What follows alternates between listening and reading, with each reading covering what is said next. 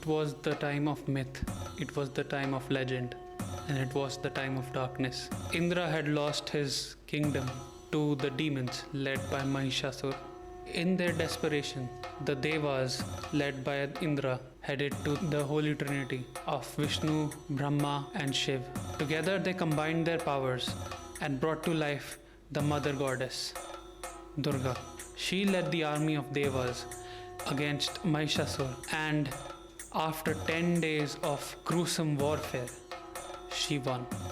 And the day of her victory is celebrated as Dashera. And the 9 days leading up to her victory are celebrated as Navratri.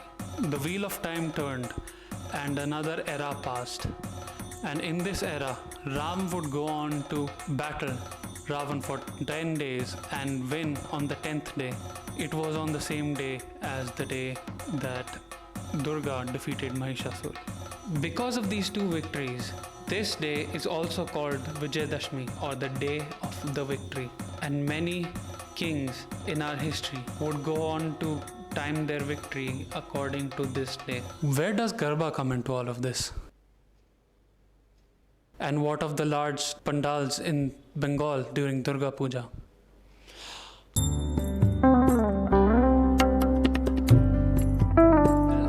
While an older version of Durga is present in something as early as the Rig Veda, meaning that her worship dates back to at least 1500 BC. We have to travel to 17th century AD to find the first textual evidence of Durga Puja in Bengal. While everyday worship to Durga was the affair of everyone, the larger-than-life worship of Durga Puja was limited entirely to the kings and the rich zamindars. However, that's probably because there's not a lot of textual works and evidence from everyday people. Usually it was only the kings and the rich zamindars who got to write things down. Anyway, the earliest textual evidence of a big Durga Puja goes back to 1606, when the king Bhavananda would hold a larger-than-life event in her honor. Several centuries later, his descendant Krishna Chandra would make it an even bigger affair.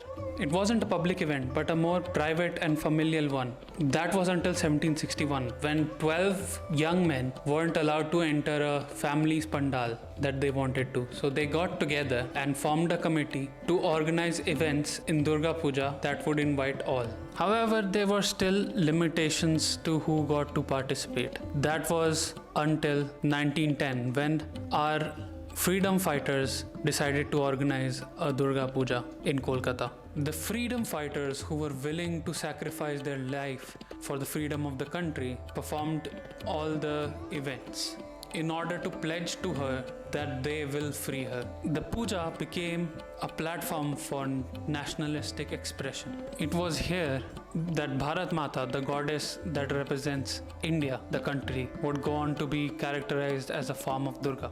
And it was in this event that they saw it as an opportunity to save her, just like she had saved them a lot of times before. And since then, the prominence of Durga Puja has only grown in size. Artists have used this as an opportunity to express their own personal style, fusing Western with Indian, and using this as an opportunity to comment on the social ills of the society.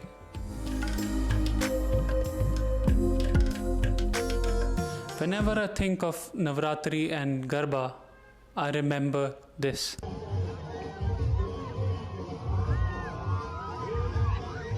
By the way, if you hadn't seen that video or you forgot about it, you can thank me by liking this video or subscribing. You can even write me a thank you letter in the comments below. Anyway, Garba as a word is derived from the Sanskrit word garb, or womb. It used to have a pot with a diya within it, which represented a womb with a fetus within it, and the people took rounds around it, representing the Hindu concept of cyclical time. The womb is supposed to represent the divine feminine or Shakti, and even as time passes and everything else changes, the only thing that remains constant is the divine feminine. The origins of Garba are largely unknown. It is said to have been performed in the villages of Gujarat or at the time Saurashtra since time immemorial. And the legend goes that it has at least survived since the time of Krishna.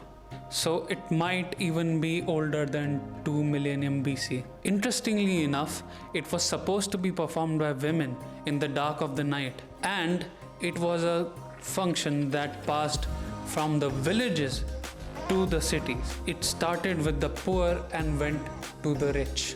Now, in the modern day, everyone, including men, women, children, rich, poor, as well as whatever this is, perform Garba.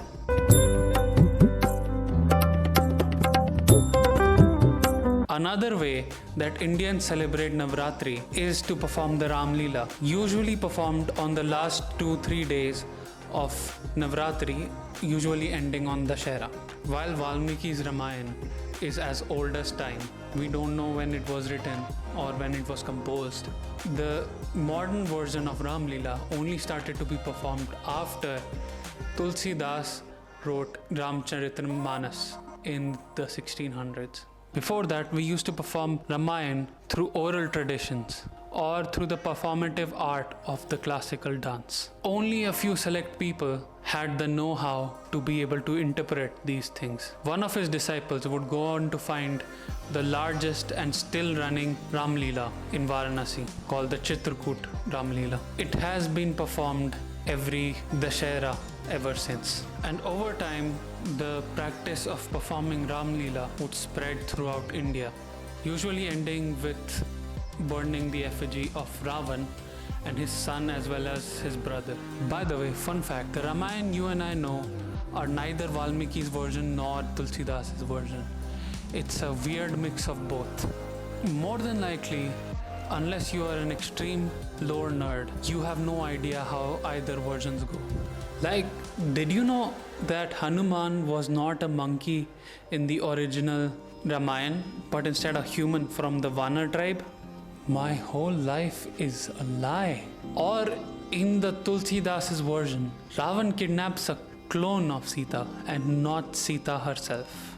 What was Tulsidas even on? Based on the inscriptions and the Ram Leela performed in Bali, which adopted Hinduism long before the advent of Tulsidas, there is evidence that people used to believe Hanuman and the army that Ram led were monkeys even before Tulsidas came along. What were the ancient Indians on?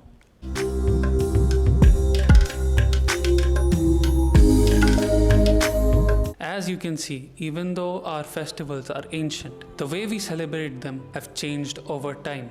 Just like how Ram Leela became more inclusive, or how Durga Puja included social justice, or Garba evolved into whatever this is, our culture is a living, breathing one. It grows, evolves, and changes over time. From the way we observe faith and celebrate to what we accept as our duty or dharma changes according to the times. And many people believe Durga to be the goddess of change. How wonderful is the fact that the festival we use to celebrate her changes over time as well. So while you continue with your old traditions, bring some changes into them. This Navratri, bring new ideas in. This year, during our Independence Day, I saw a lot of women posting that they do not feel independent in our country. So just like in 1910, when our freedom fighters pledged their allegiance to Durga, let's pledge as warriors of Durga to protect her as she has protected us countless times before. See you next time.